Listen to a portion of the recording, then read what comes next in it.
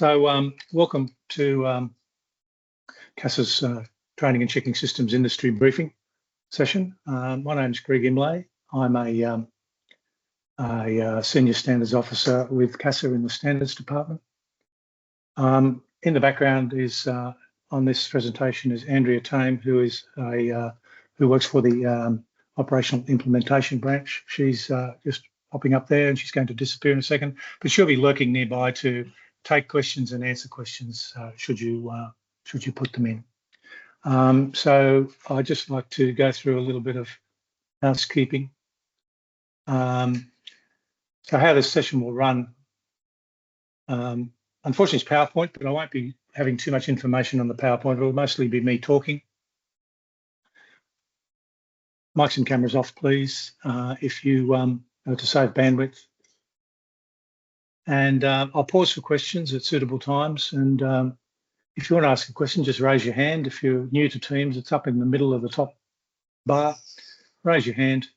When I say go ahead, turn your mic on, turn your camera on if you want us to see us, and then give us your question. I'll answer if I can, but if I can't, I'll take it on notice and someone will write it down. You can also and we'll respond to you when the time comes to get it back to you. You can also type it into the chat, and I won't be monitoring the chat all the time, but Andrea will be, and she will alert me to things that might be in the chat. And we also might put things into the chat that are too long to talk about, or things like references and links, which might help you. So they'll put the answers and the links into the chat. And we'll also record the session, and you'll be able to get a transcript of it. That'll be a fairly large file, but we're able to send it to you. And we'll just make sure that you consent to the recording of it by staying in. So that's how the sessions will run. Welcome, and we'll get going. So the topics I'm going to cover today are basically refreshing your knowledge of transition. Ron Davies, if you could just turn your camera off, thanks. Refreshes your knowledge of transition and where we are at the moment, and outline the implementation timeline and the deadline that's upcoming for you people. I'm going to talk about what you need to do to meet those deadlines. I'm going to talk about the resources CASA's developed and recently updated. I'm going to talk about how you're going to make your submission if you haven't already made it. And I'm going to deal with some things about what's coming up, and deal with some frequently asked questions. And then I'm going to, during the time, we're going to have it open for questions at any time. So if I could just ask all participants to turn their cameras off and mute their mics for the moment so that we can conserve bandwidth, because we are all over the country. Okay.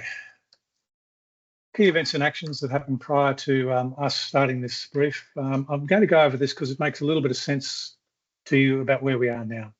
So basically 2 December 2021, those of you who are in the industry then, the new flight operations regulations commenced. They were made earlier than that, but they commenced on the 2 December 2021. What we needed from industry then was operations manual amendments, and you could have produced those in a loose leaf form and just embedded them into the side of your manual, for instance, or put it out as notices. But you were adopting the new rules that were meant to come in on the 2nd of December 2021. The CEO needed to make a declaration at that time, and that was basically saying, my operations manual's been amended and we're going to operate to the new rules as they affect my organisation. And that was on 2 December 2021. We gave you some exemptions and determinations to allow you to keep continuing to operate after that time.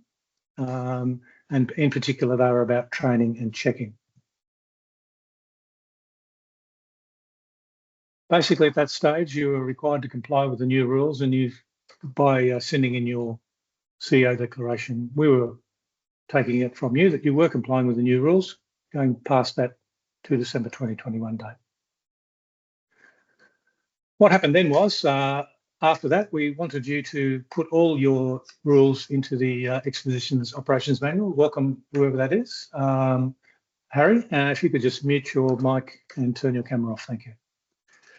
We asked you to put your new rules into your operations manuals as a full amendment, an integrated one. We needed that by the 2nd of June 2022. What we wanted then was your SMS implementation plan. You should have all got that in by now. Obviously, SMS can't start on day one. You've got to have an implementation plan and the scheme. So we should have all that by now from you. There were some new aircraft equipment requirements that came in at the end of last year. Those of you who are affected should be complying with that. The new Part 121 rules started. They had an exemption until the end of March 2021 to get their training and checking systems operable. That date has passed, so they've already transitioned. So everyone in the 121 space has transitioned to the new rules. And the next thing is the other sets of rules, 133, 135 and 138. Now, the reason for this staggered approach by CASA is that the things that we anticipated that operators would need the most amount of time to deal with were given the most amount of time. In other words, in this instance, 121s, a lot of them were already using training and checking systems and had CAR 217s. And we considered that they didn't need a lot of time to transition. And so we gave them a shorter time frame. Then we gave the 133, 135 and 138 people. So basically, what you are operating under now is an exemption from the new training and checking rules. Now, that exemption is EX 8721. Now, as you can see by the date, it was issued in 2021, but that exemption has been amended a few times. I'd just like to remind you all now that CASA puts out rules in regulations and MOSs, which are fairly enduring documents and they take some time to amend. We have to amend them through the legal department of the federal government and put them up on the Federal Register of Legislation. And they're disallowable instruments. They have to go through a Parliament disallowable process. So it's not easy for us to amend those things. Now, if we find something that we want to introduce for a short period of time, like an exemption to certain things, we issue an instrument that exempts people from something. It's also a legal document. It's a large document. They all are, unfortunately, large. They're a little bit complicated to read. They come with an explanatory statement, but again, sometimes these exemptions are hard going to read. It may be that many of you have not read that or have not been cognizant of how it affects you. However, those of you who are operating without a training and checking system at the moment are operating under the terms of this exemption. Another thing I'd like to point out is we use exemptions because it's easy for us to amend them. We can actually amend them through our own process. So if we wanted to change what EX 8721 said, and which we have wanted to change, we can just go in and amend it internally with something like a 3-month lead time instead of 3 years for legislation. So we have amended EX 8721 over the years, and when you want to go and look at what that document is, I recommend that you go onto the Federal Register of Legislation through the CASA link and go to the up-to-date one that exists today. The reason for this is, of course, it was amended 6 or 9 months ago in a couple of places, and you needed to know that. But if you haven't, I'll talk you through what the amendments mean. Now, the basic EX 8721 allowed operators in the 133, 135 and 138 space to defer the introduction of their training and checking systems. That meant that you had to apply by some conditions. There were some conditions in the instrument that said there are certain things I have to do. Those were minor. They mainly dealt with record keeping. If you didn't have to have a training and checking system, you didn't need a head of training and checking either. Now, the instrument, 8721, said that you had to do some certain things to emerge from transition. So transition had a definite timeline where it finished, and you were required to do things in advance of that. When we initially started this process, we thought in 2021 that people were going to take about 2 years to get their training and checking systems sorted out. We also undertook to approve their training and checking manuals when they got sent in. However, we failed to recognise a couple of key things. Firstly, there are a lot of operators out there who needed to transition, and that meant there are a lot of manuals that were going to come in, which required us to read them. We underestimated the time it would take us to do that. We also didn't anticipate that these manuals, even though they might have been derived from sample manuals, there could have been a wide variation in what those manuals had in them, which basically meant that a whole lot of manuals had to be read by an individual assessor or a team of individual assessors. We started that process. You may have engaged with us by sending in a previous version of a training and checking manual. You may have got an acknowledgement, and you may very well have been engaging with us to say, oh yes, we're looking at your manual and we need you to make these amendments, and so forth and so on. We got into that process and also realised that our guidance material wasn't up to scratch. Some of our AMCGM and ACs weren't up to scratch. Our sample manual had a couple of deficiencies where people misinterpreted some things, or we left some things out that were important, and our guide to that didn't explain them correctly. So after we got a handful, or more than a handful of submissions in on that first attempt for 2 years, we said, it's not going to happen in that time. We're going to need to come up with a new plan. So to make that happen, we amended 8721. Now, the 8721 document came out with a new set of dates, and the date said a date specified by CASA.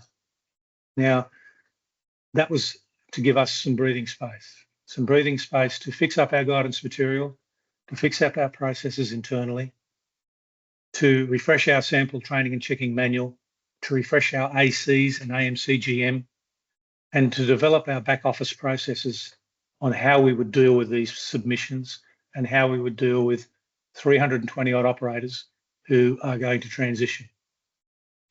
We did all that.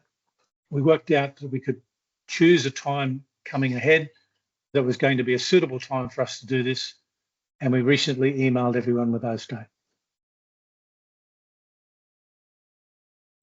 So the latest developments are, instead of to be specified in the instrument, we've now emailed everyone with the latest dates.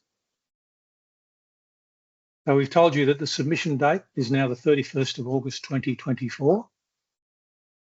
And what we want from you then are these three things: training and checking system documentation, which by that you would take to mean your training and checking manual, however you describe it. But basically, the training and checking systems documentation as you're going to use it, as applies to you. That's not a new requirement. That was the requirement that existed before. The next thing we want from you is a self-assessment checklist.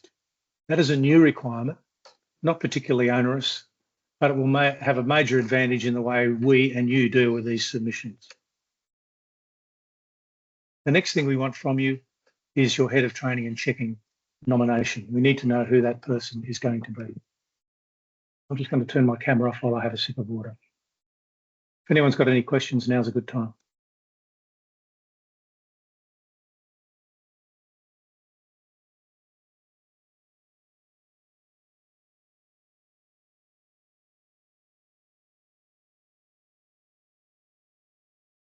No hands up for the moment. I'll bat on. I'll give you a break shortly to ask a question. So this is what you've been sent, saying we want your training and checking system submission, we want your self-assessment checklist, and we want your nomination for who's going to be your head of training and checking. We also said to you that your training and checking system needs to commence on or before the 28th of February 2025. So that's still some time in the future. So just because your training and checking system documentation is there, you are not needing to use it until you come to that 28th of February 2025 date. Now, it is possible to adopt early if you wanted to, and there's a little bit of a process for that, but it's not onerous, provided those first three things on that list for training and checking system documentation, the self-assessment worksheet, and head of training and checking has been approved. Provided those things occur, you can, with a letter from CASA, commence using your system. But you don't have to, if you don't want to, until the 28th of February 2025. Now, there will be some people of you who have already submitted a training and checking manual in response to previous deadlines, and there will be some of you who have not submitted a training and checking system manual. Just turning my camera off while I shut the door.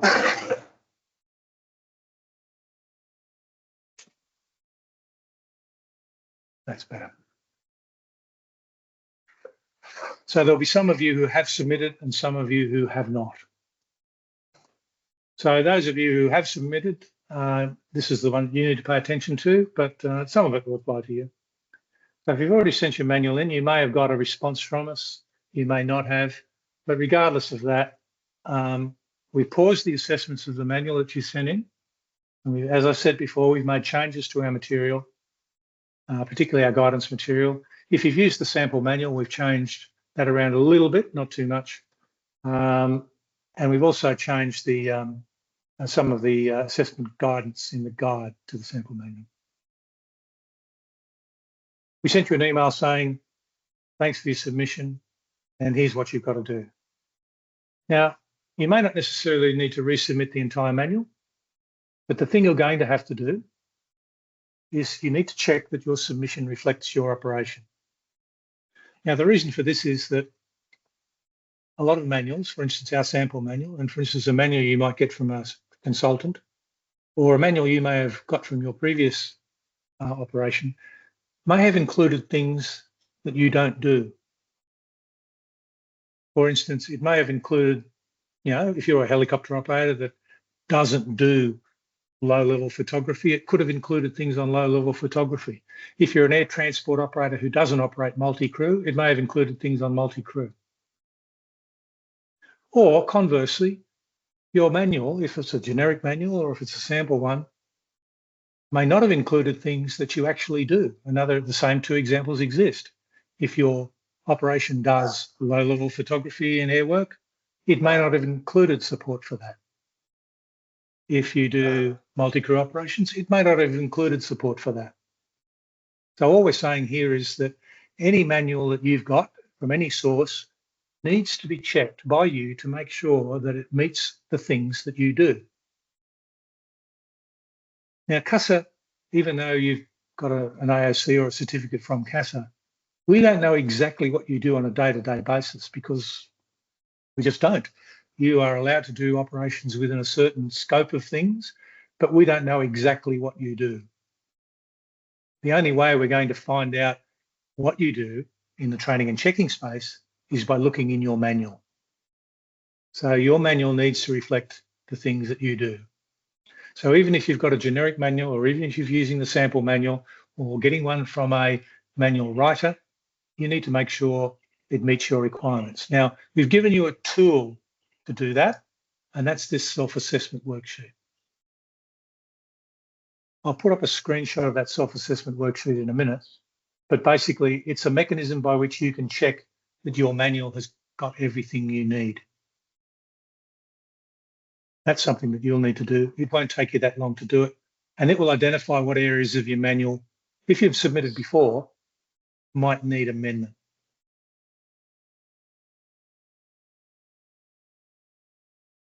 Those of you who have submitted, we sent you an email which was slightly different, but it basically said, we'd like you to submit. It also said, we suggest you use our sample manual because we've updated it. It's optional. You need to use that. You may not want to use that. You may already have one that's half written. That's fine. We don't mind. But if you haven't done anything at all, one good way of getting ahead of the game or getting there quickly is to use our sample because it's been revamped and updated. You'll still need to amend that sample to reflect your operations. When the sample was drafted, it was designed to cover a big scope of operations, doing a lot of different things, but not everything. So there are things in there that you may not apply to you, and there are things in there that you do that aren't in the manual. So you're going to have to look at what you do and make sure the sample or whatever manual you get meets your requirements. You'll be able to check whether your manual meets the requirements by having a look at the self-assessment worksheet. The sample manual has had its core material mapped to the self-assessment worksheet and vice versa. So it should be relatively easy to complete the self-assessment using the sample manual.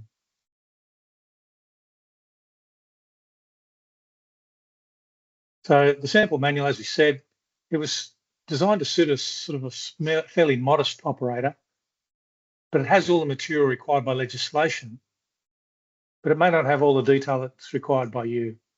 The completion of the worksheet is straightforward if you use the sample, and it's also in our manual authoring and assessment tool. Now, previous versions were in there.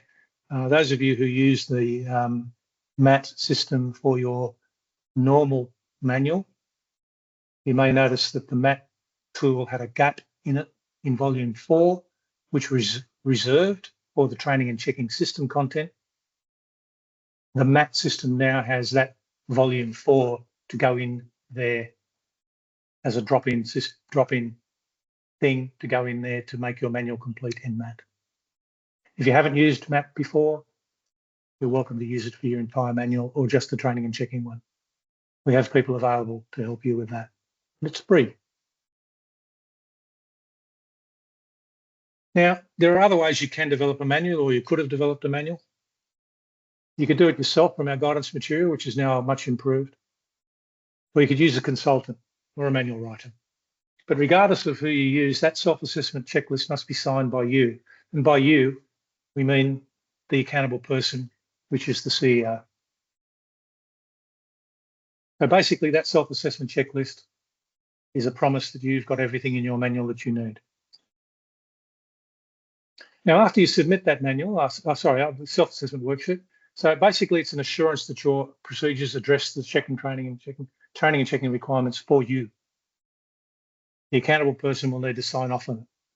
Now, if you think back to what I did in my first slide, on 2 December 2021, we asked you to fix up your operations manual, and we asked the CEO to sign off to say that the manual was okay and you were going to comply. This is the same thing. We're asking the CEO to sign off that their manual is okay.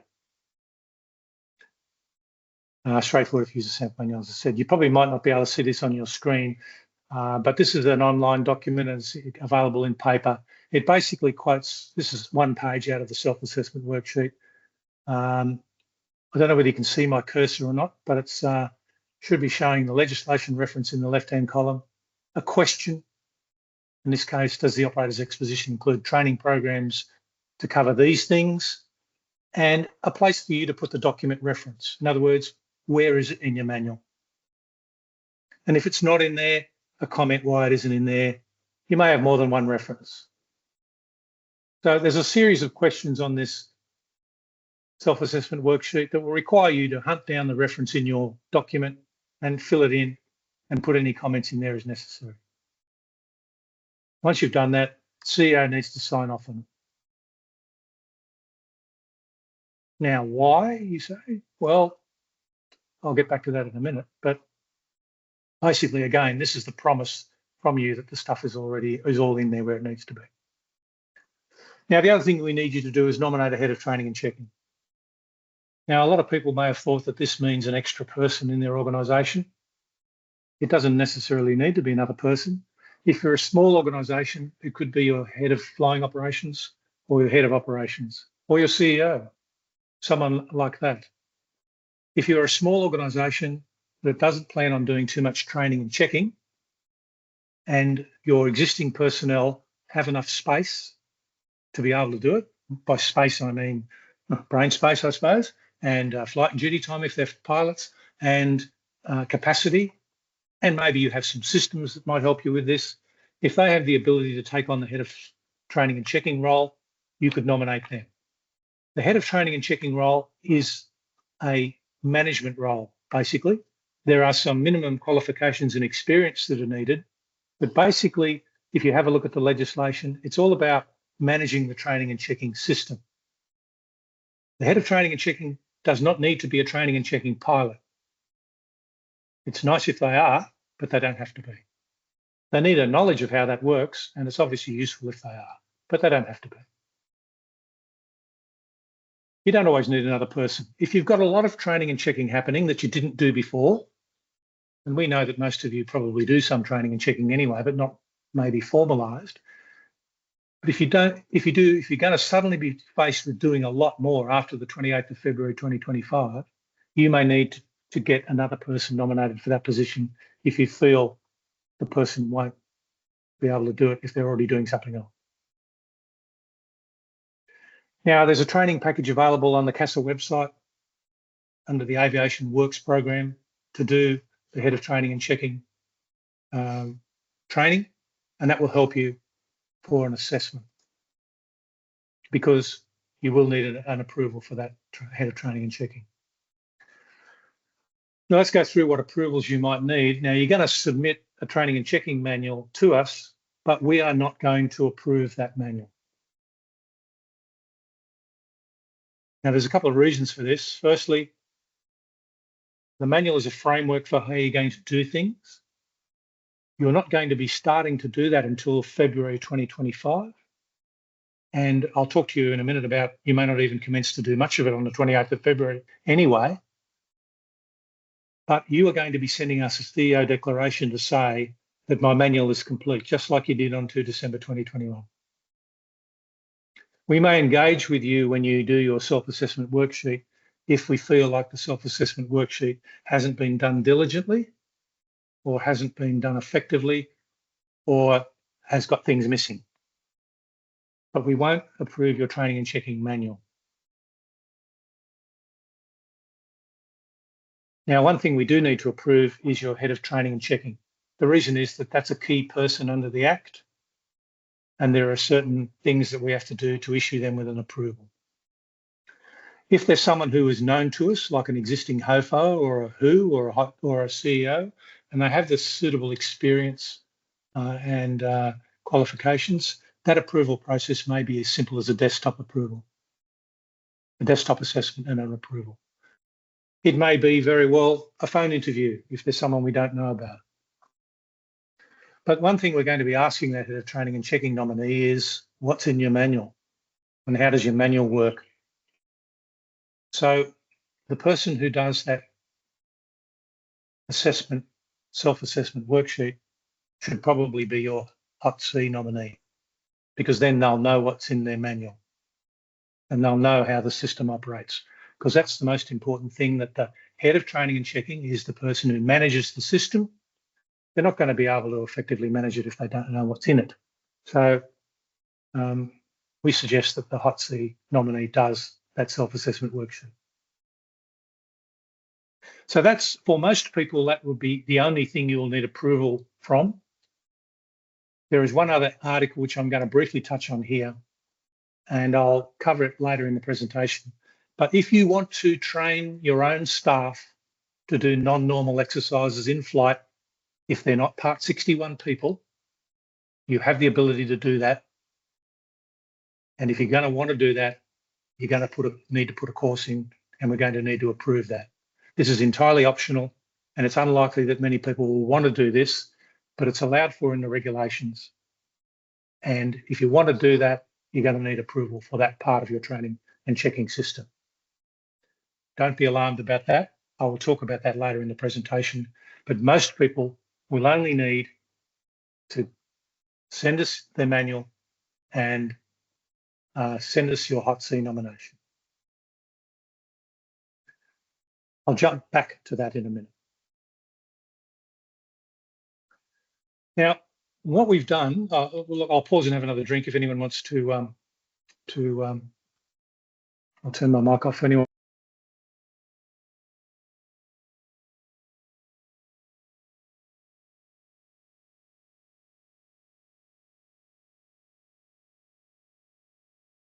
It's very quiet out there. Does someone want to wave to me? I might be talking to thin air.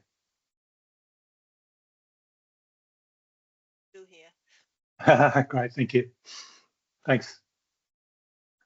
Okay, if there's no questions, feel free to save them to the end or put them in the chat or send them along to us. I'm not actually seeing the chat at the moment.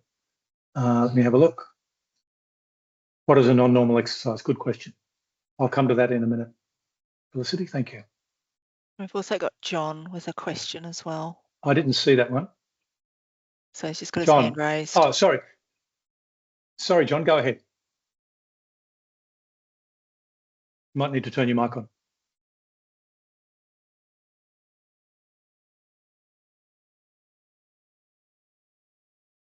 Can't hear you there, John.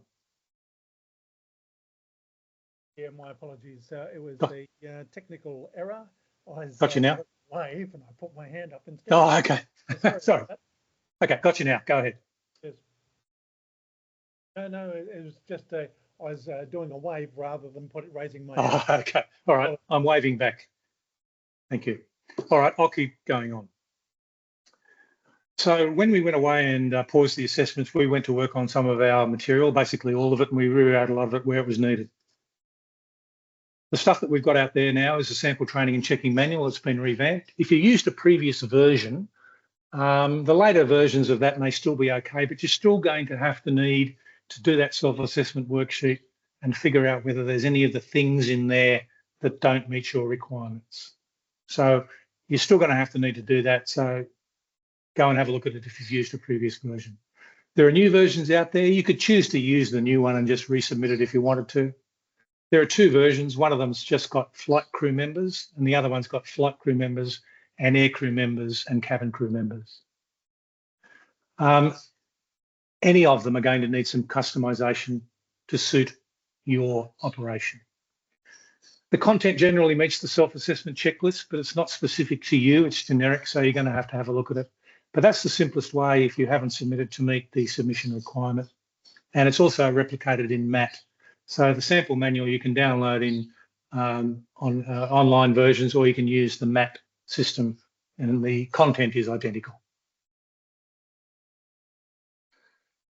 The sample training and checking manual will work for 133, 135 and 138 in any combination. It can be used for 138s with or without a training and checking system. The sample training and checking manual deals with the circumstance where you are a 138 organisation that does need a training and checking system or not. The target market is for people who don't. I'll come back to your second question in a minute, Felicity.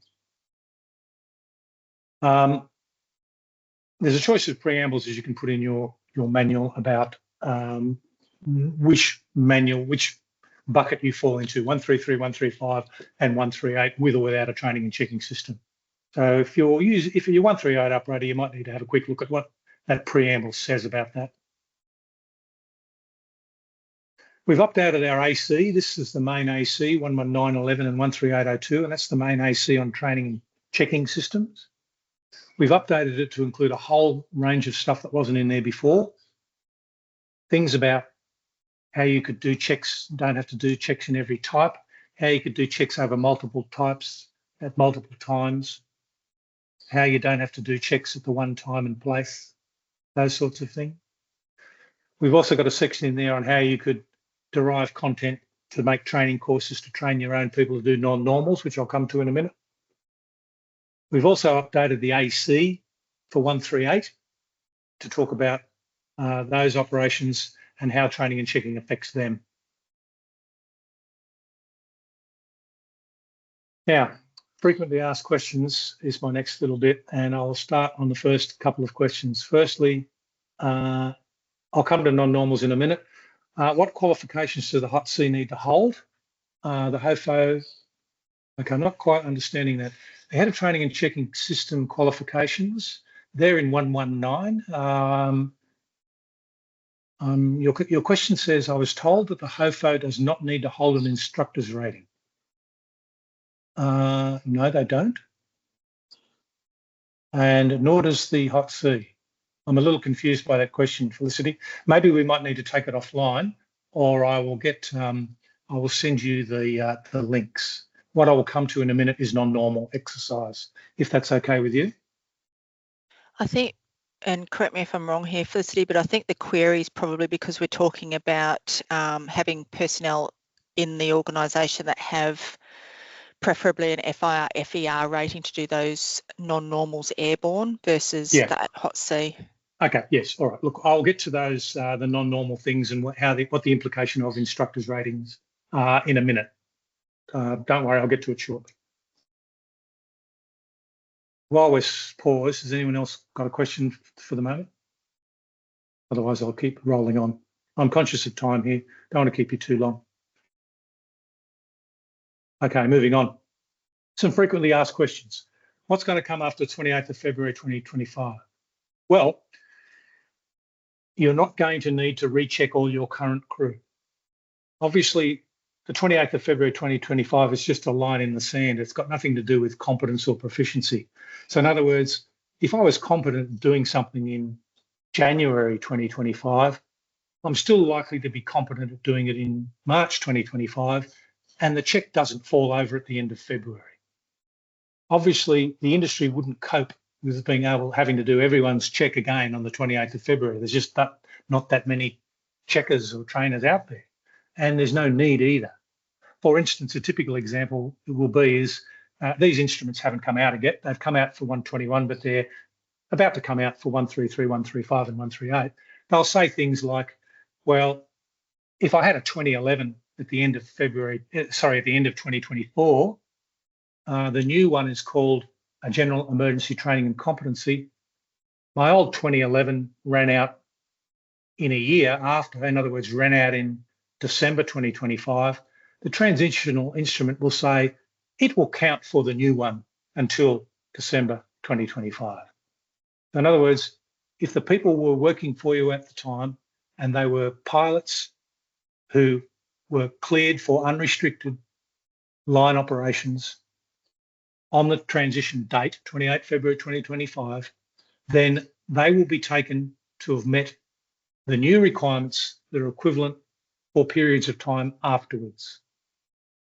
And you won't have to redo their checks until their check falls due as it normally would have. But new crew after Feb 2025, you will need to do them under the new system.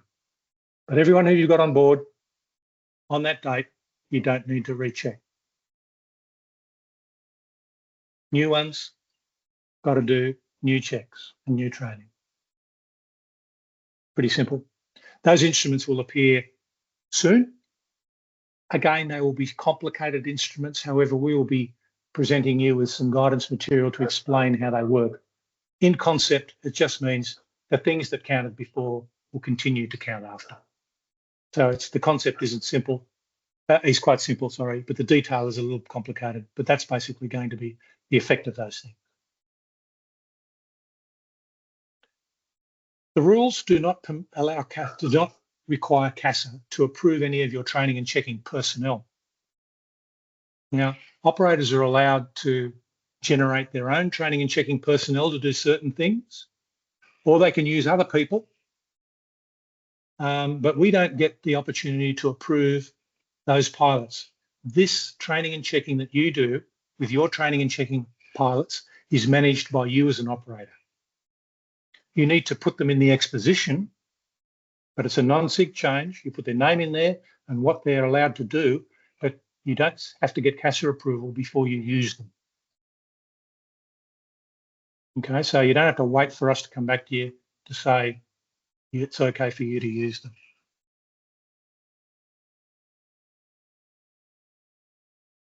Now, you're allowed to make your own training and checking personnel to do certain things. So let's divide it into what is called normals and non-normals, which was Felicity's question before. We don't want people going, well, no one wants people going and doing things in flight which involve the failure of vital systems as part of training and checks. I'm talking about things like engine failures after takeoff in single engine pistons, or auto-rotation practices in helicopters, or failures of a critical engine in a multi-engine aircraft. We don't want people doing that in flight unless they're trained to do it. Everything else that is available, everything else that needs to be done, we would call that normal operations. Now, operators have the ability to train their own people and approve their own people to do normal operations. You can develop your own people for ground training and all normal operations. You don't need our approval.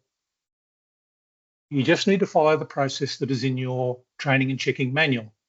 Now, our sample manual have sample processes, and it is simply a mechanism to make sure the person you're going to use to do your training and checking for you has been trained by you to do that task. A typical example would be the 2011 check. Let's assume there's someone who can do that now. In the new world, if you want someone who is going to do the general emergency training and competency check, you can turn a line pilot into that sort of person by training them appropriately, making sure they can do the job correctly, and putting their name in the exposition. You don't need our approval for that person. You don't need to engage a 141 or a 142 organisation to do training and checking. You just need to engage a person. Now, by this, the people don't have to work for you. You could engage someone who works freelance or works for another operator or even works for a 141 or a 142. Training and checking in the future, past 28 December 2025, training and checking, if it involves normal operations, will be a normal operation, and if it involves emergency operations, it will be a Part 91 operation.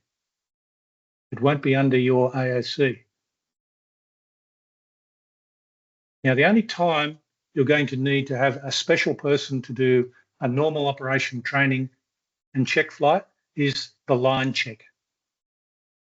The line check for 133 and 135 for new people after 28th of February 2025, you need to do that once. And there's no abnormal operations in the line check. It's normally done on a line flight. The person doing the line check would normally be the HOFO or the hot C, someone who's approved to do the flight.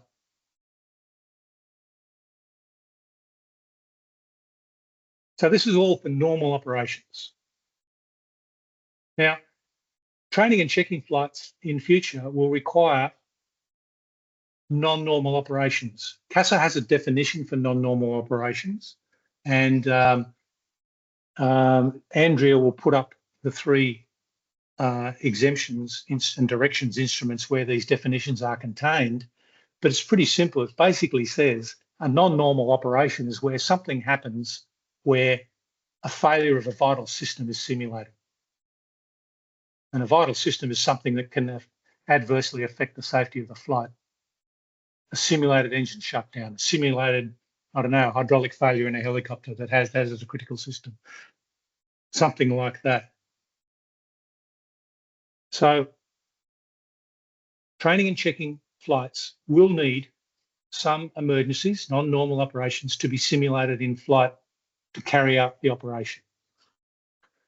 Now, obviously, the best people to use to do that element of the training and checking is a Part 61 instructor or an examiner. They would need to have an examiner or instructor's rating for that aircraft activity or training endorsement for that. But those people have already been trained and approved by CASA to do those sorts of things. Those instructors and examiners don't have to work for you. You can hire them in on a daily basis. You can hire them in just to do a flight. You can hire them in just to do a part of a flight. You could hire them in just to do the non-normal bits. And you could use your own people to do the normal bits. If you have a look through our sample manuals, you'll see the training and checking forms at the end. If you have a look at, for instance, the proficiency check for VFR by day, there's a whole list of things that we recommend that you do, and they're straight out of the 61 MOS flight review competencies. We have a list of the competencies. a lot of them are just normal things.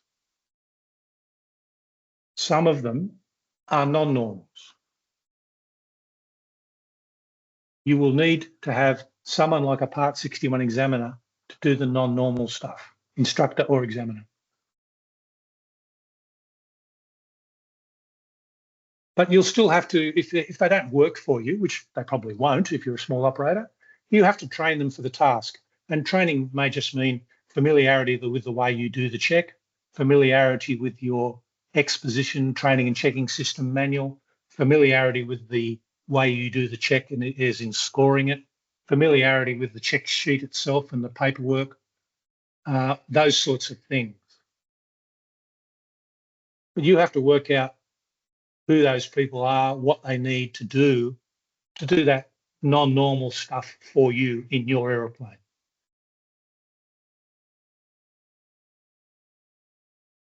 Now, we can't give you any specifics on that because each Part 61 instructor or examiner or check pilot out there will have different qualifications. So you'll need to find one who suits the job. Clint, I'll come to your question in a minute. But you still have to do some due diligence on them. We don't need to approve them. The reason we don't need to approve them is because we already have approved them because they've got a Part 61 qualification. So in other words, CASA already deals with their proficiency and renewing their qualifications. We know who they are. You need to make sure they're the right person, but you don't need our approval to use them. Now, if you don't want to use Part 61 instructors and examiners out there, either inside your company or outside your company, there is a pathway to make your own under your training and checking system. The intention is that you are able to make someone to do what a Part 61 instructor or examiner could do in your aircraft on that task. And let's assume the task is a couple of examples I gave before. Let's assume the task, the non-normal task is engine failures in a Navajo in flight. There's a pathway to train people to do that under Part 141, but there's also a pathway for operators to do that as well. Both pathways would need a syllabus of training, and that syllabus would need to be approved by CASA. That training would need to be done by someone who's a person who could train instructors, and that pathway would need to include an assessment and a method of ensuring their continued competence. Because CASA is the person, the outfit who deals with the Part 61 people. If you want to make your own, they don't get a 61 qualification, but you can, but you have to make them the same as a 61 qualified person. We don't expect there to be a lot of that happening, but there may be specialised operations who want to do that. Now, we've given you guidance in the AC about how you might write such a syllabus. There's a whole appendix on it.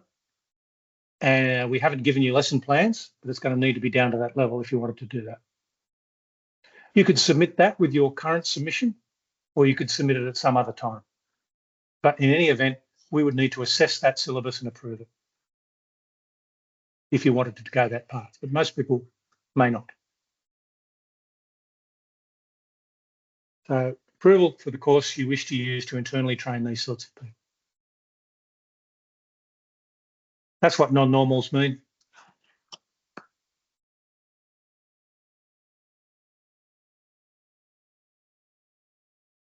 And that's an extract from the exemptions and directions instrument that talks about it. I'll skip the next one, flexibility. Now, we've made the operator responsible for doing this training and checking now, but we've given you flexibility on how you do it. Firstly, you can employ training and checking personnel on any arrangement. CASA doesn't care. They don't have an ambit about who you employ and how you employ them. These people could be permanent employees. They could be engaged casually. They could work for the operator next door. They could work for the operator in another city. You could get them in to do the whole bit of the check, or you could get them in to do just part of it. But regardless of who they are, you need to make sure that they're trained and approved for the task by you. They could already be working for a 141 or a 142. Now, you could contract all your training and checking out to a 142 operator, but 142 is not really that appropriate for smaller operations, because 142 is intended for big end of town airline simulators. And if you're going to contract it out to a Part 142 operator, the 142 operator would need to have your aeroplane on their AOC.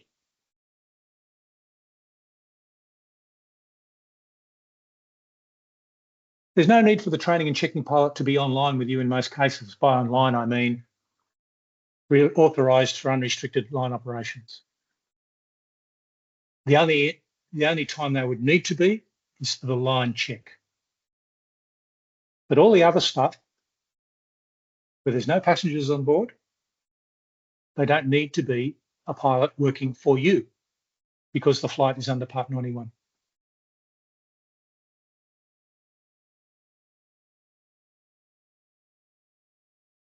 You don't have to do your checking and training at the one place, at the one time, or with one training and checking pilot.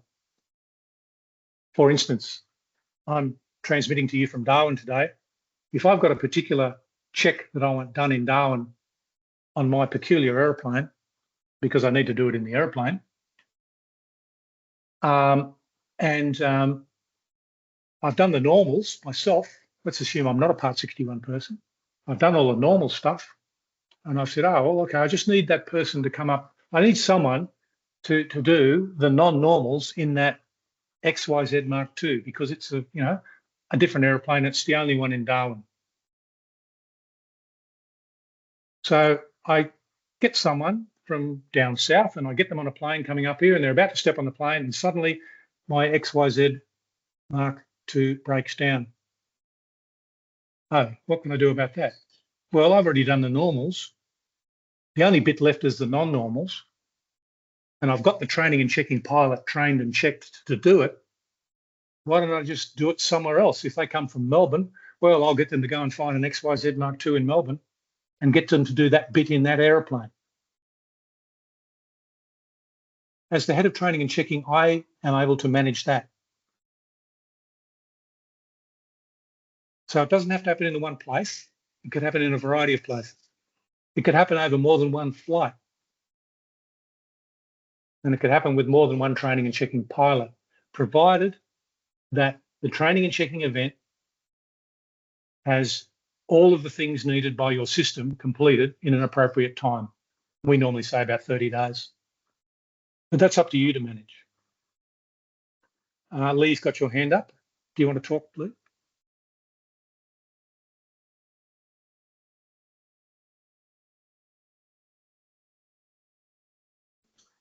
Hi, Greg. Lee from Kimberley Air Tours.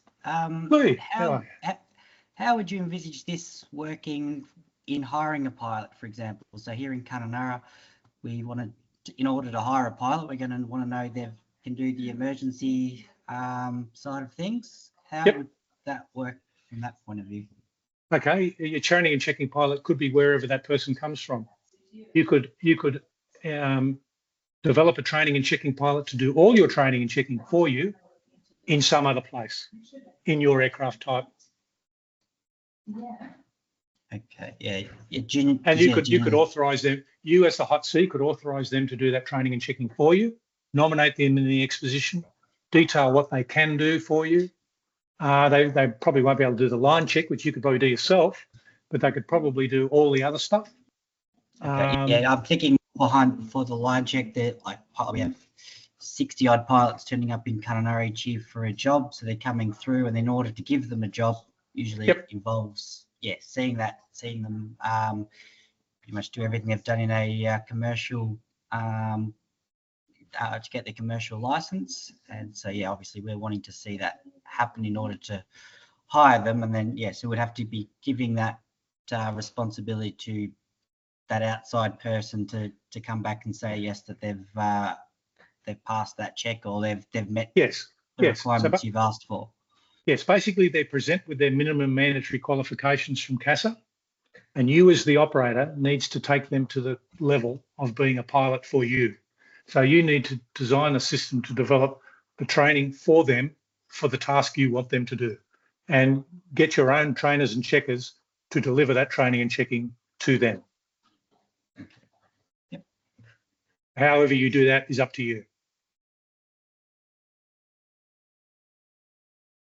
I haven't got much more. I'll just flick through a couple of slides, then I'll get back to the questions. So I'll elaborate on this later, but you'll get some more information on this when it becomes closer to the time. So obviously we're giving you flexibility to use the people who are out there at the moment who are able to do this, could be scattered all around the country.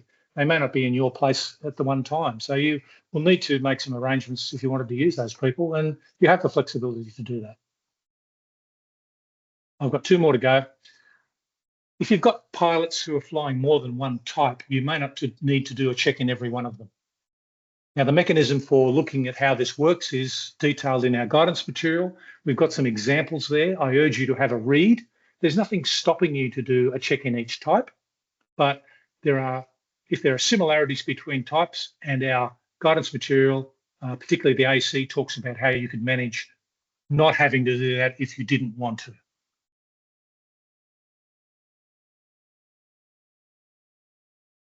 Quick summary of what I've done, and I'm going to come back to the questions. So I've basically, because I'm coming up to the hard time of my presentation, but everyone else is willing to stay on because I'm here to stay on for as long as you want. So I've talked to you about what you need to do about your submission. How you do it, basically, I haven't really touched on that much, but essentially you'll have all been given a link to the form to fill in. It's pretty straightforward. Just go through every step of the form and follow it through in its natural progression. We've got some guidance material out there to help you. When we finish this presentation, I'm going to jump onto the CASA website to go through how you can easily find our current and up-to-date information. But look, I'd just like to re-emphasise that always use the latest stuff we've got out there. At the back end of which you don't see, there's people beavering away, updating this material and updating our guidance and updating our exemptions as we get questions that we haven't thought of, or things that are unintended consequences. We may do that in the background, but we may not necessarily publish to everyone that we've done it. In order to find out the latest information, you need to jump on the website and find out the latest stuff that we've got up there. Don't use any links that you've got saved to your computer because they may be old. So jump on, get the latest stuff. I've talked about what's coming up next in general detail within the context of a 1-hour presentation. However, we will be going to you with more of this in due course. So look, what I might do now is just jump through the questions. I'll just scroll back through the chat. So let's, I presume everyone's reading the chat. So we talked about the hot seat, new pilots, new checks. Who does those checks before pilots can be released to line? Okay, so you need to work out who will do your training and checking, and you will need to nominate your training and checking pilots after you've trained them in your exposition. Now, for those of you who aren't clear on what exactly that means, I'll just go back to that, which is the page out of the MOS. Sorry, that's not the page out of the MOS. I will get back to you on the page out of the MOS. I'll show you the MOS link that will get you to what you've got to do to train these people. But basically, if you have a glance at our training and checking system sample, you will see who can do those checks in generic terms. We haven't been able to do specific ideas about what training they will need to do because every person will come in with a different level of experience, skills, and training. So you have to tailor training for each training and checking pilot as they appear. And that's the hot seas job. So the big answer to new pilots, new checks, who does those checks? The people who will do that are your training and checking pilots. Will need to do those checks before they can be released to line. Does that answer your question in general, Felicity?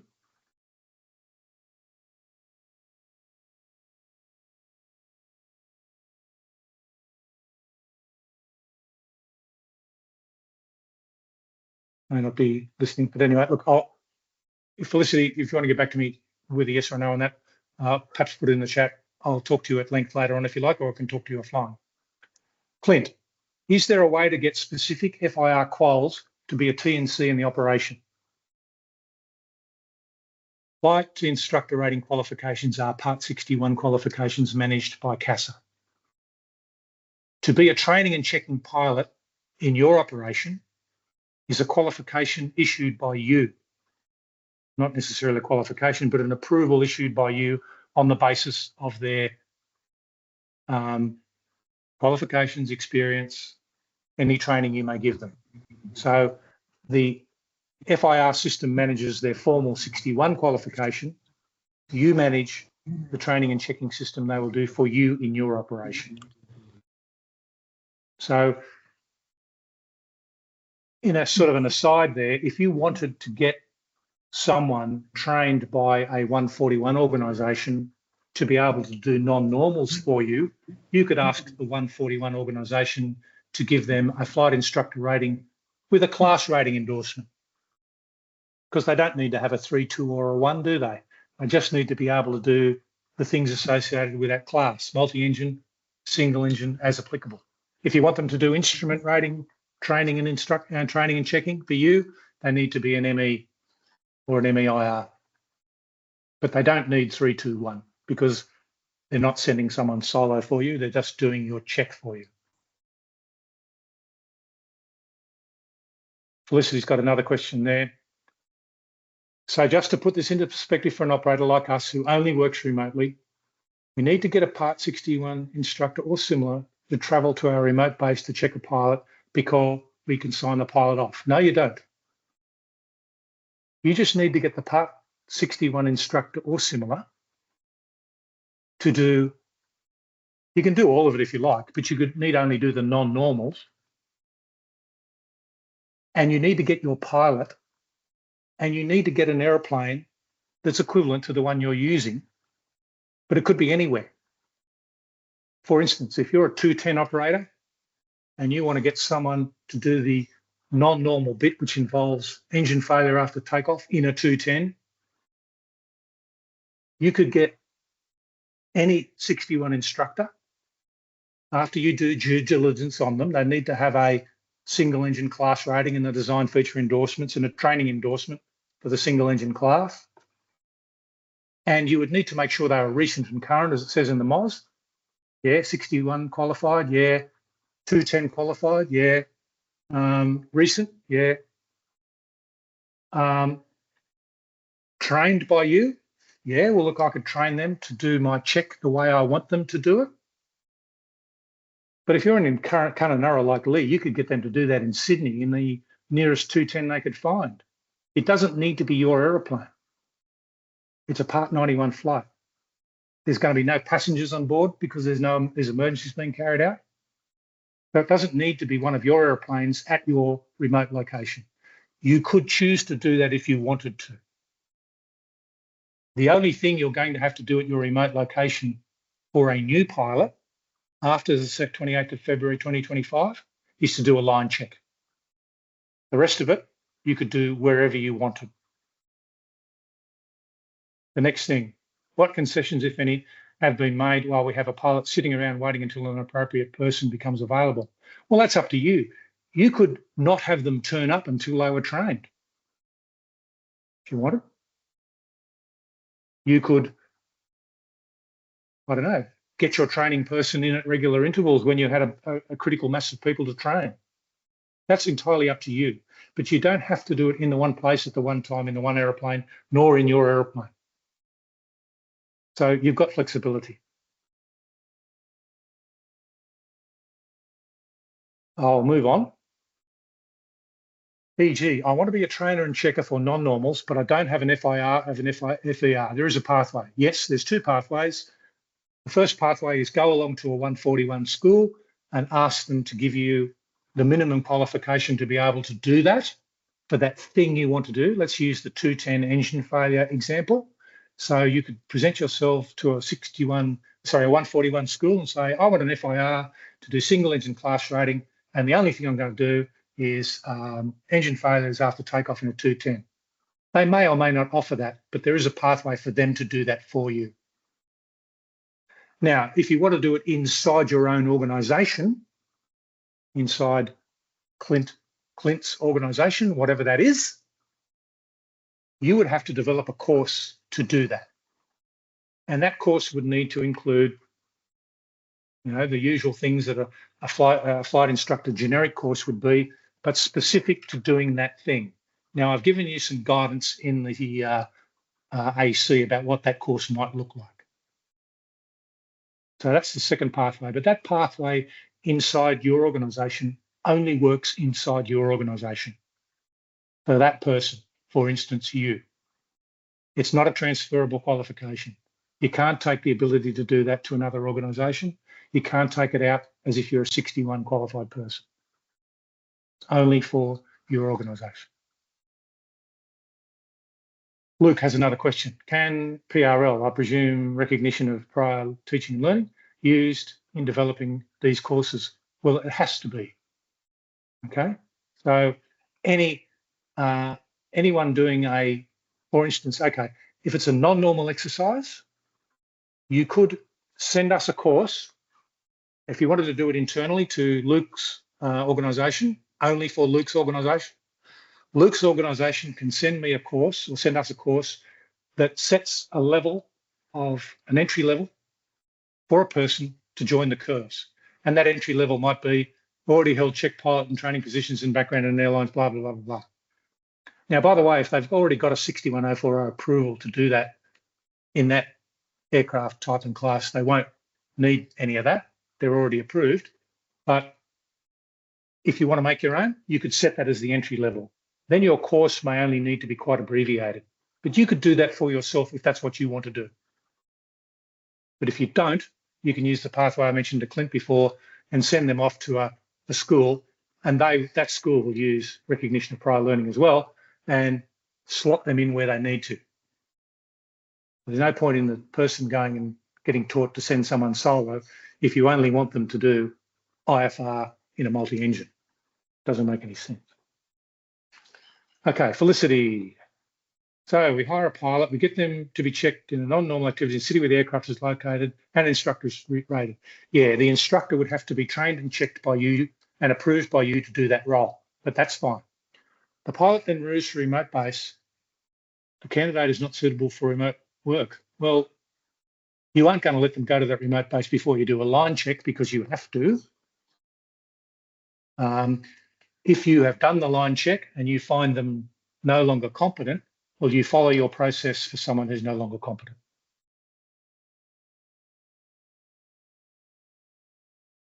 So the first part of your question is legitimate.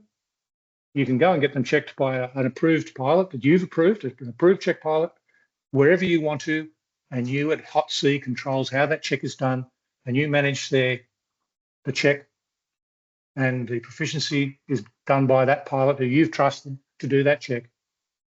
If they come to you and then you do a line check, and then after that you discover they're not competent or you have an industrial issue, which it sounds like, then that's for you to deal with.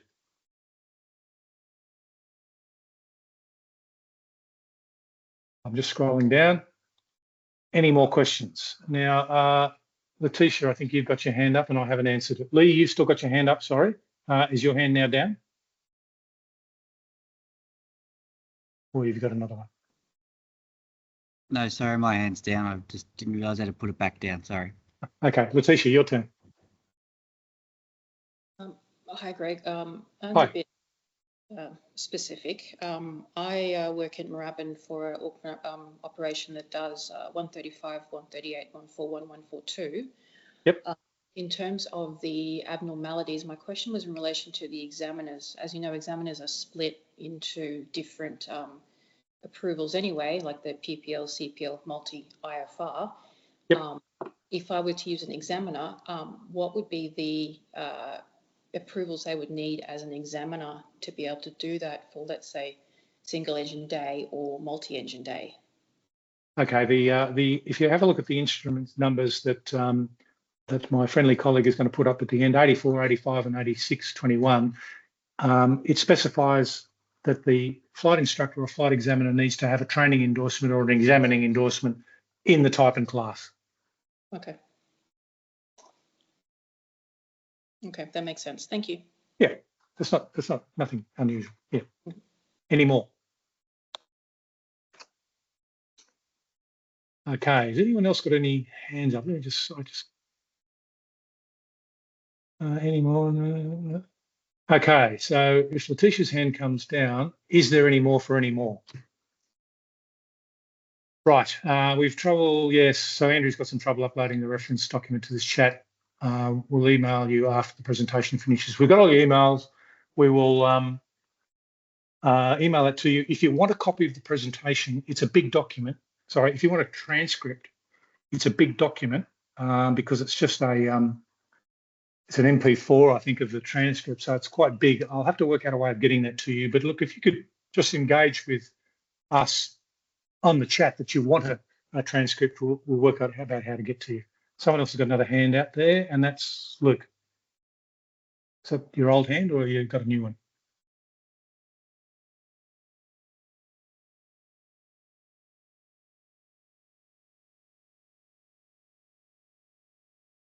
Okay, I'll take it as that's an old hand raise. Okay, look, I've done a fairly quick hour and 15. Thanks for your tolerance in going a little bit over. What I'll do now is I'll stop the presentation and I'll just go to a couple of CASO landing pages. Thanks, John. I will show you how the easiest way for you to get to the latest information is. So I'll just stop this presentation for a second.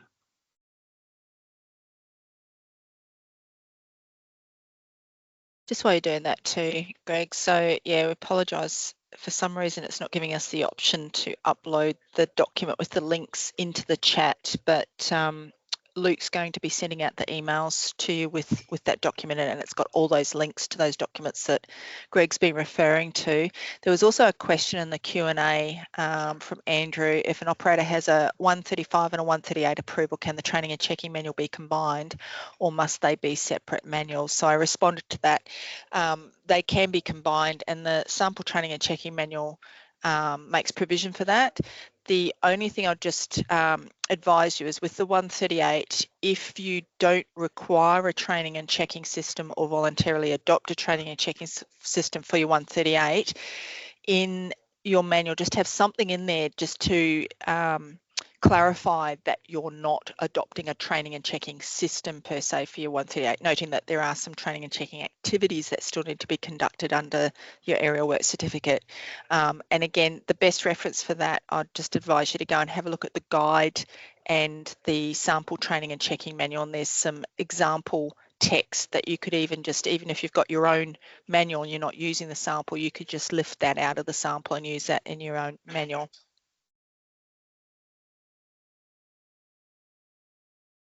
Right, thanks, Andrea. I'm just now sharing, hopefully, I'll go back, sorry.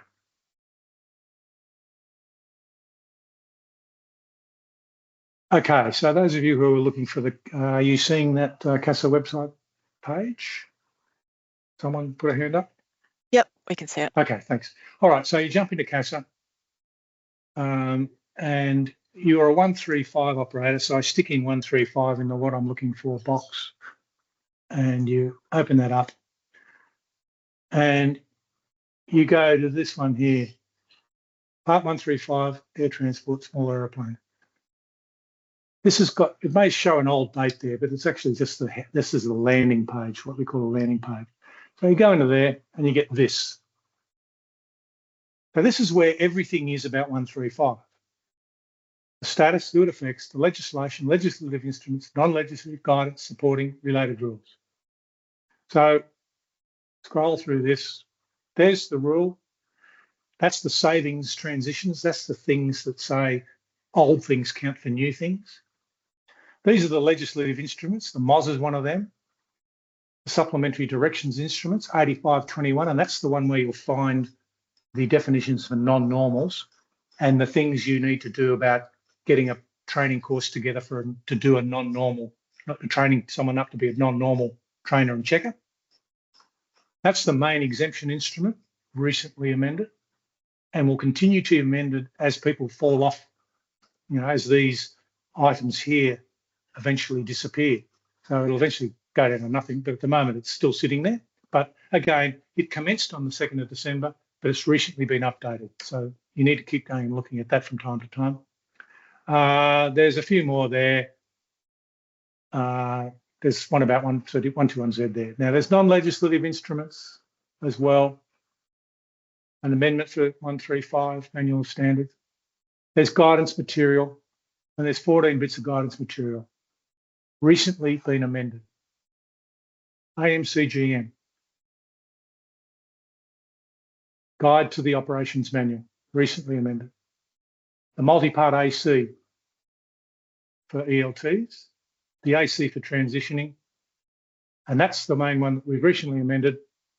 Sample Training and Checking Manual, May 2024, flight crew member content only, and the AC on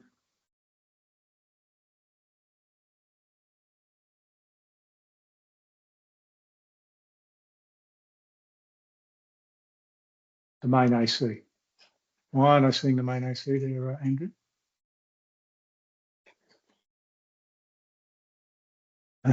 Okay. I can't see AC 11911 13802. Let me find out why. So Luke has sent out those emails to everyone with the links, and it is one of the links in there. Yep. Okay. Now there's also some supporting resources there, which some of those are old. There's also some training and checking system landing page here, and that's the, for instance, it takes you to a form, which you should already have got, but that's the form I was discussing. So you can find that one fairly easily off there. So basically that that page sends you to all of the things you need to know. Now, also in these protocols, there are some protocols that deal with how we assess heads of training and checking. As you said, we do provide a training course for that. We also provide a protocol about how we assess it. It's called Ops 10 for those who are interested. So that's how we look at stuff on the website. And of course, this is applicable to all of the legislation. So just put in your different rule in there, obviously, and I will come up with a different landing page for 138. And there it is there. Same thing for 138. Okay, so that's what I urge you to do every time you want to get our latest information on anything. Before you commit resources, I suppose, commit putting pen to paper or buying stuff or hiring things, have a look at what our latest thing says. All right, so I'm back on camera now, I hope. Those of you who are left, anyone got any more questions while I'm here? But we're happy to take something in writing on the chat. There's a couple more questions. So there's one from okay. Luke Sorry, and I'm not on the Felicity in chat. the chat. Yeah. Right. Greg, apologies, mic not working. With reference to your answer to Clint, doing a course at a 1-4 operator cutting non-normals. Okay, so if you do something with a 141 operator, you only do things at a 141 operator if you want a 61 outcome. So that 141 course could do a 61 outcome. If you want to use the course that the 141 operator develops for you to do non-normals, you can adapt that to your own course and submit it as your own one. In other words, you could just buy the course off them. So if they've done the bits that satisfy our requirements to do that, your internal person, and they've developed a course for you, have a look at our guidance in the AC, see if that meets the requirements, and send that along for approval. But it needs to come from you. In other words, you will get someone to do the course, and you probably, if you've got someone on staff who's already a 61 trainer of instructors or examiners, yeah, that's the person who could do it. You could get them to deliver that course. But someone needs to develop it, someone needs to deliver it, and you need to administer it. But it's your course.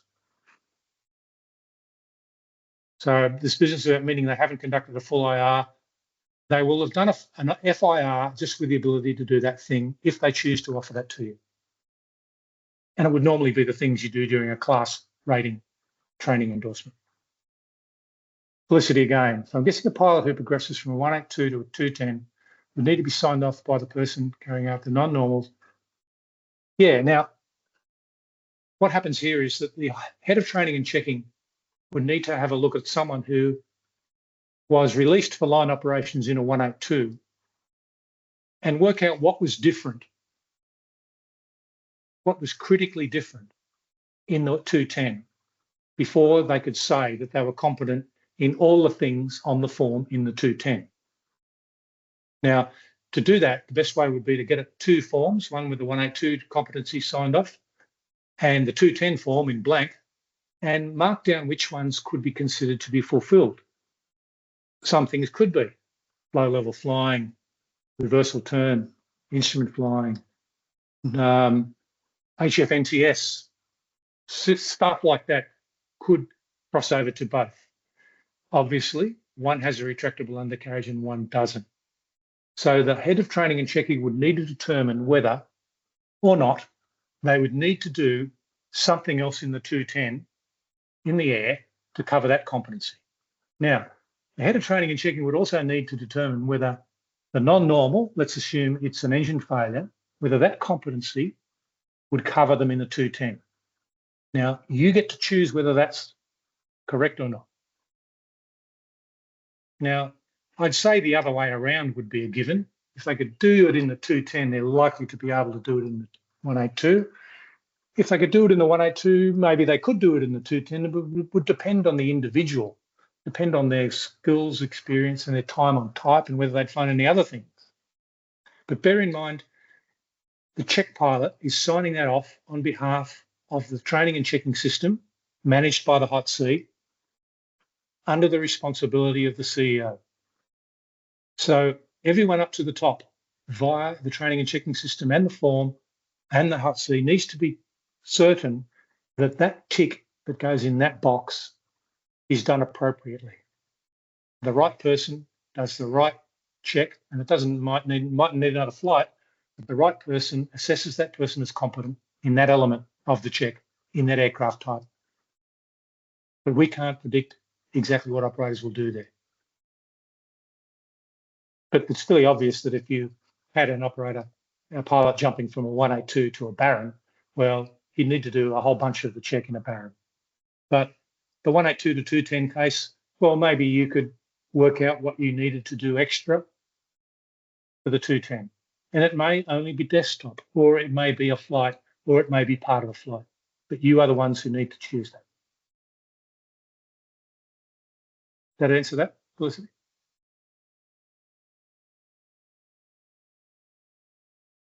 Hello. Hello. Oh my God. Okay. Yes and no. Right. I'm sort of trying to evaluate. As you've guessed by now, we are operate remotely, Yep. like a few others on here. Yep. And so I'm just sort of trying to get my head around it because, as you say, this has been quite the journey to get to this point. Just purely because there's been so many changes with the regulations along the way. So yeah, can I just stop you there, Felicity? The regulations actually haven't changed. What's happened is that we've been a little bit more fulsome in our guidance about what you can do. The regulations have always allowed you to do this. It's just that a lot of operators haven't had that explained to them. And I suppose it's possibly new to you because we haven't explained to you that before. But we get it that people, when reading the new regs, sometimes don't get the policy intent. But the policy intent was to be flexible. right. Okay. Well, thank you for that clarification. As I understand it, as you will have guessed, A, we operate remotely. B, Yep. like a number of other operators on here, we employ a lot of pilots in their first job. Yep. And so what I'm just trying to sort of understand a little bit is that we can, as under our system, we can do the normal procedures, and then we need to get the candidate assessed on non-normal procedures for that aircraft type before Yep. we can sign them off as being Part 135, 138 Correct. operations. Correct. And as we've already discussed, if that person, if the candidate is assessed for non-normal procedures and then come to a remote area to do Part 135, 138 problems, and then we discover or they decide that they're not suitable for remote area operations, that then becomes a HR problem or our problem as to how, okay. And then the next question becomes, if they progress, that doesn't automatically mean that they need to go back to our assessor for the progression. Yes, absolutely. I understand that going from a single to a twin, absolutely, there needs to be an assessment in there. But you're saying possibly, for example, between a 172 and a 182 or a 182 and a 206, there might not need to be the requirement to call in the assessor for the non-normal operations. Maybe, yep. Maybe. Now, you would need to look at that as hot seat, and that's why we interview you, to find out whether you can work this out. You need to just, I'll talk to you about it, or make sure you understand the concepts. So the concepts are that if that person has a completed proficiency check form for the 182, for instance, and it's sitting there on the file and they've been with you for 3 months, and you say, all right, I want to elevate them to the 210, what have I got to do? Well, they're going to need to do the... Yep. Sorry to interrupt. Can we go for an example for a 182 to a 206? Okay. So what are the differences? Only the larger engine, slightly heavier. Okay. Do you have to do another assessment? Sorry, do you have to deem them competent, but does that mean you have to go flying? Usually. Well, does it mean you have to go flying? Because they're going to be flying, and so therefore you need to show competency by showing that you can actually do the job. Okay, so we're talking about a couple of different things here.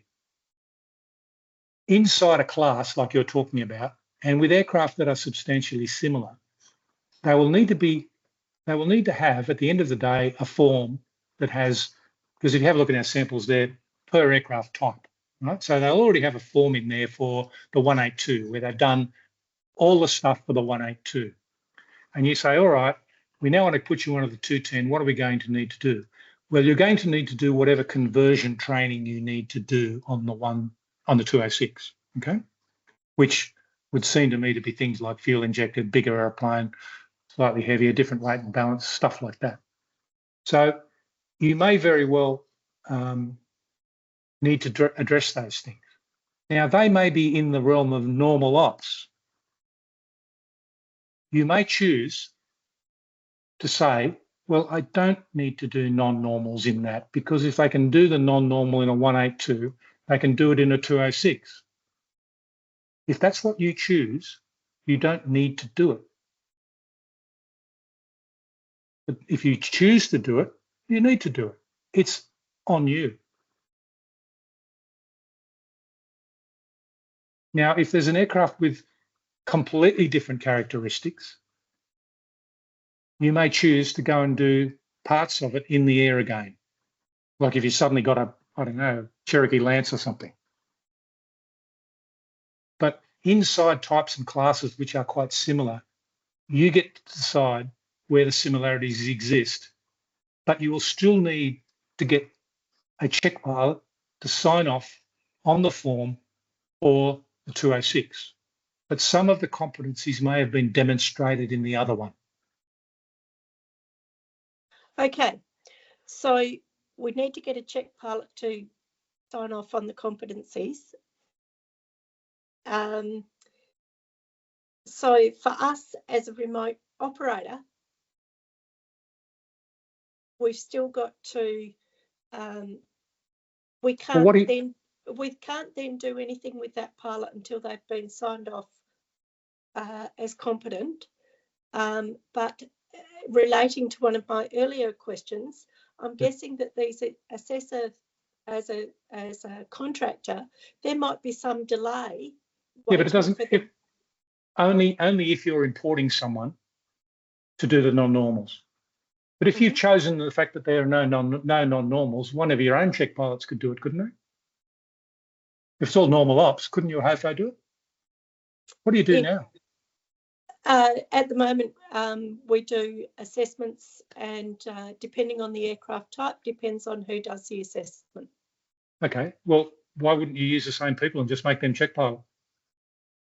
Well, at the moment, our assessments are done either as part of the biannual or the annual. But as I understand it, these checks are also going to be more frequent. Only annual for VFR. Annual for VFR. So in this case, if they went off and did a flight review, that's fine, but they don't need to do that anymore because you do the check internally. So all you would do is if they knew people who came in, right, and you started them off, you would need to do the new training and the new checking for the 182, for instance, and the non-normal bits would have to be done by someone who's approved to do that. That's fine. If they come in and do the 206, I'm presuming your HOFO would be a check pilot to be able to do the line check. You'd nominate them to be the line checker. They may be able to do the normals on the ground or the normals in the air. And if you choose not to do the abnormals in the 206, you don't need to get anyone in.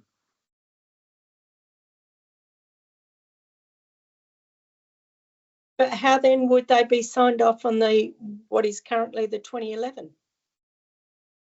The general emergency training and competency check. Okay, when it becomes due, emergency procedures. When it becomes due, you nominate a check pilot to do that. These are all things that you will do now. We don't have to approve your people to do that. You train them, you check them to do that. I see Lee's got his hand up there. Felicity, do you want to, have you got your email in the system there? Yes, I do. I will get back to you offline. How about that? That'd be great. Thank you. Okay, fabulous. All right, thanks. Lee, do you want to throw something in there?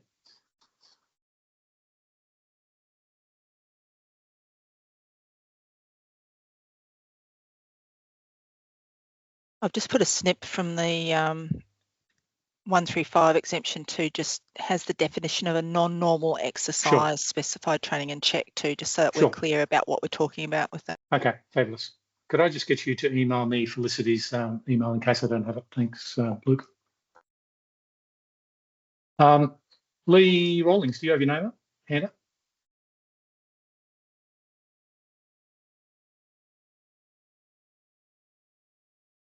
No, left it up from before. All right, anyone else who's online still have any more? Sorry, Greg, have you got me now? I've got you now, mate. Sorry. No, sorry, I've got several mute buttons in front of me, and I was talking thinking you could hear me. So I was just as a quick sort of a run through. It's along the lines of what you've just been talking about, but just as a summary. So I'm currently the chief of HOFO, going to be becoming the hot C if you sign me off, Greg. And not me anymore. No, I understand that. But I don't think you'll have trouble. But for us, obviously, like we were talking about before, when we hire a pilot, we have plenty of pilots sitting here in town. So for me to want to go further with a pilot, obviously, I'm going to want to see them fly. So I would going and doing just simply circuits and seeing them doing their day-to-day procedures. That wouldn't be doing emergencies or anything like that. So then as a bit of a process, that's how I'd be able to move forwards with someone in looking at to hire them, and then bring someone down, say from Darwin, have a few candidates together that they could go out and do the emergency side of things. That's approved by our, like, they're obviously going to have to know a bit about our organisation and what I'm looking for, but just making sure they tick off the boxes for the emergency side of things. Then move on to I hire the people. We do the line training within our, for example, bungle scenic flight, all that side of it. The initial emergency stuff they did before I checked them to line. So I would do it myself under my role to check them to line.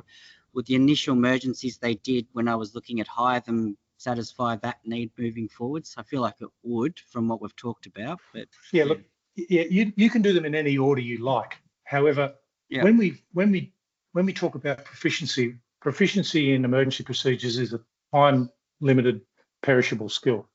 Yeah. So if it's VFR and they're doing something like a turn back in a caravan, it's a perishable skill. Let's assume it's VFR. So that would really set the expiry of that skill, 12 months for VFR. So you would want to make sure that the rest of the training was done coincidentally or not coincidentally, but proximate to that. So if you did the things you just explained to me inside a period of 30 days, but sometime in that 30 days, your check pilot drifted into town and just went and did the emergencies, and you didn't complete the line training and the line check until a couple of weeks later, that would be fine. But you can choose the way you do that. Obviously, you because of the flexibility allows you to set it up the way you want, as long as they don't get airborne on a 135 op without having done it all. Yeah, no, I understand that. I'm more just trying to put the practical side of it all together, of how it would work, because I can't have people coming back and forwards and so forth. So I'd have to just do a group of hiring of pilots at once, and yeah, just send them through the abnormal side of things. But you've also got the option of doing it somewhere else, and also in someone else's aeroplane. Yeah. Which you may not want to do, but if you want to do it internally in your own place, that's fine. But yeah, that would mean importing the pilot to you at the time you want them. Look,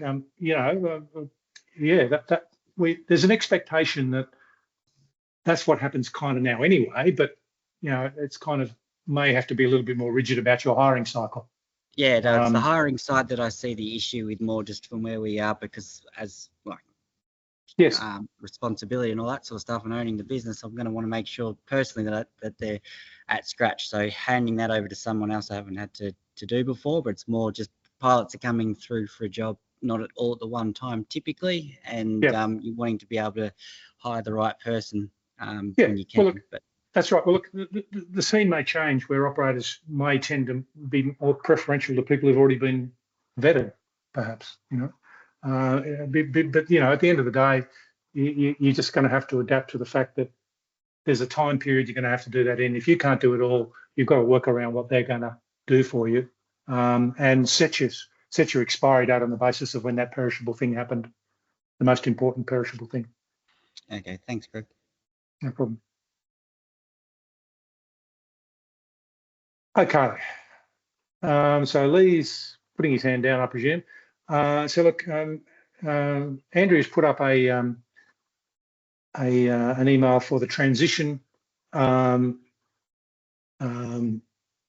team, of which, if it's to do with the nuts and bolts of transition, her team will manage it. If it's to do with policy, procedure, and things that I've mentioned in this presentation, I'll jump in and answer it. But in the meantime, look, we've run 40 minutes over time, but I'm happy to keep going, or I'm happy to say we've done it all if there's no more questions.